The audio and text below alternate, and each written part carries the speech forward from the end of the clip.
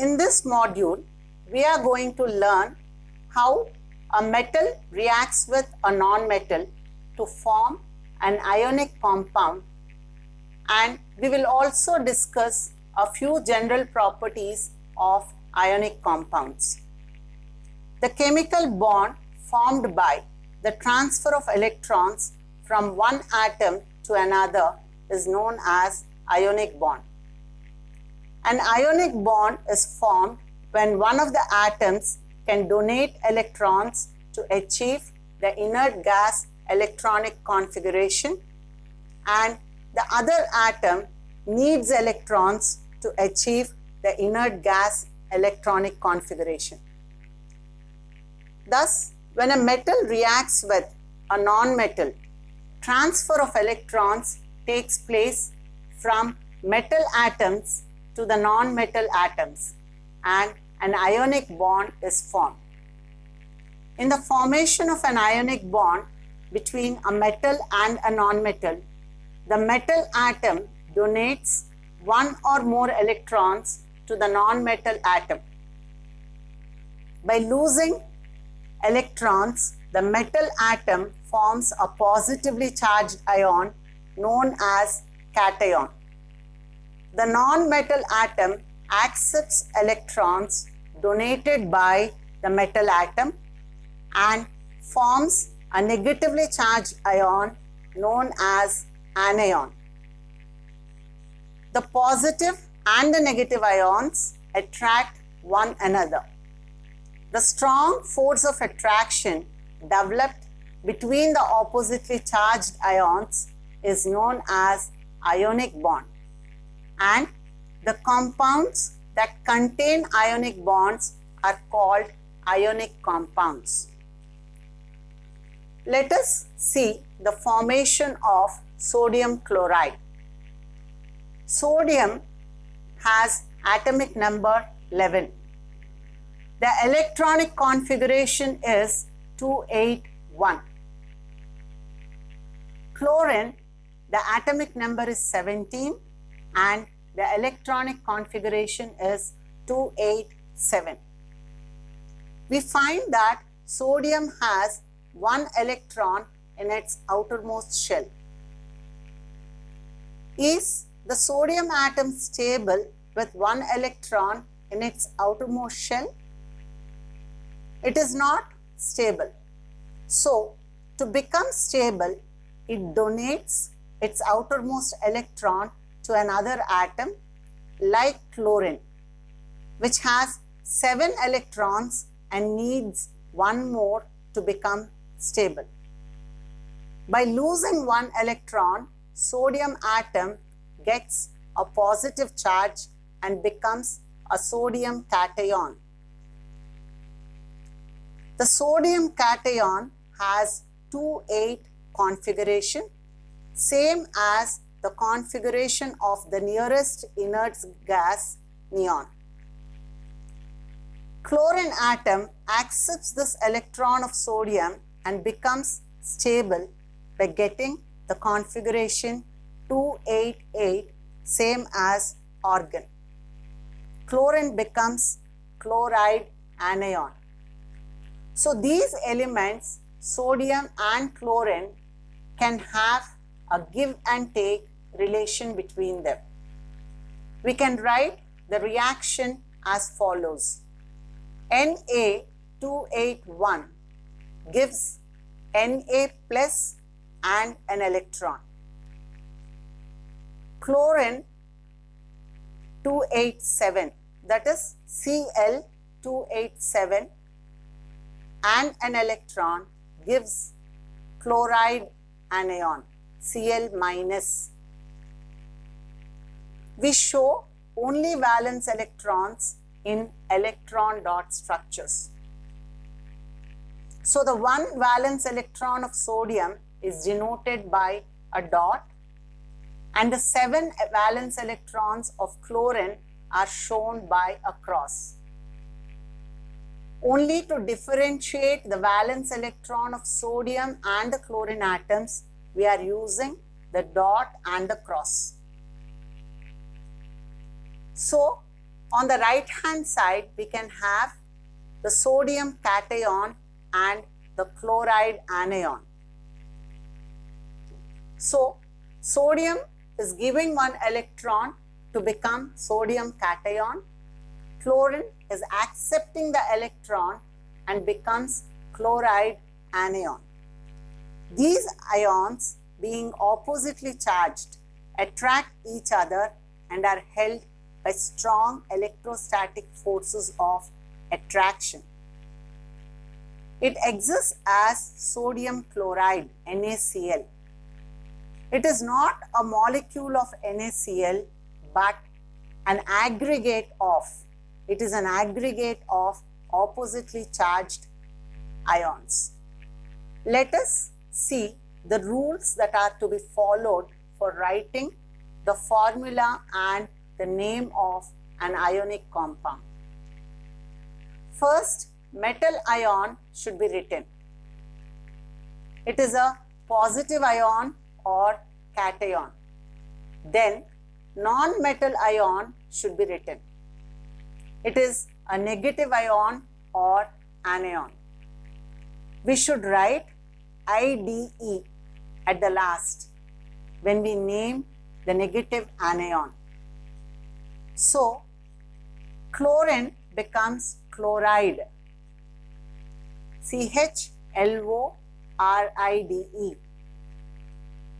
So, we are adding IDE at the last when we name the negative anion. But the total charge of the cation and the anion must be 0. The charge on the sodium cation is +1 and the charge on the chloride anion is -1. The total charge is 0. We use a subscript to balance the charges in the formula. For example, let us see the formation of magnesium chloride. Magnesium atomic number is 12. The electronic configuration is 282. How many electrons should magnesium lose to become stable?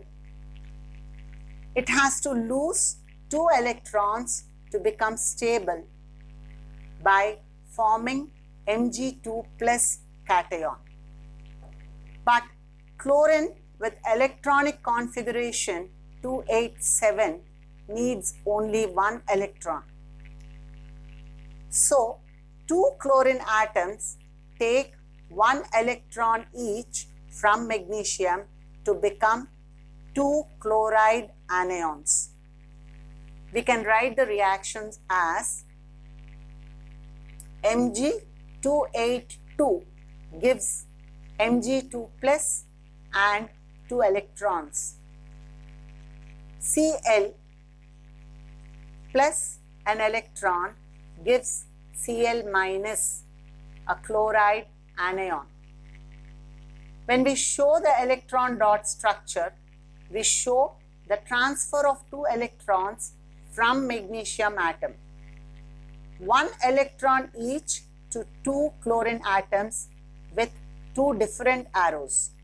So, we will have the formula as Mg2 plus Cl minus twice. Here 2 is written as a subscript. Let us see the formation of sodium oxide and magnesium oxide. We have already learned that sodium loses 1 electron to become stable sodium cation, and magnesium loses 2 electrons to become Mg2 plus cation. Oxygen atom has atomic number 8. Its electronic configuration is 2,6. It needs 2 more electrons to become stable.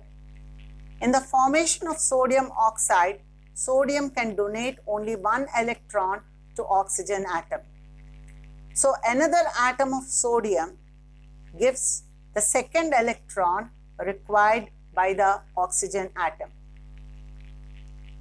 Two sodium ions are held strongly by one oxide ion to form sodium oxide Na2O.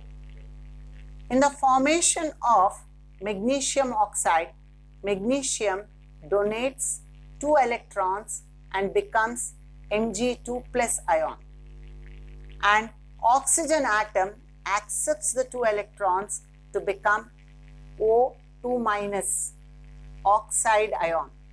These ions are held together strongly to form magnesium oxide MgO. The equations can be written in the same way as we have done for sodium chloride and magnesium chloride. Ionic compounds, when heated over a flame, they give color to the flame. The color of the flame generally depends on the metal ion present in the ionic compound. Now, we are going to study the general properties of ionic compounds. The ionic compounds are hard solids because of the strong force of attraction between the positive and negative ions. They have high melting point and boiling point. This is because a considerable amount of energy is required to break the strong ionic forces of attraction. The ionic compounds are generally brittle and break into pieces when pressure is applied.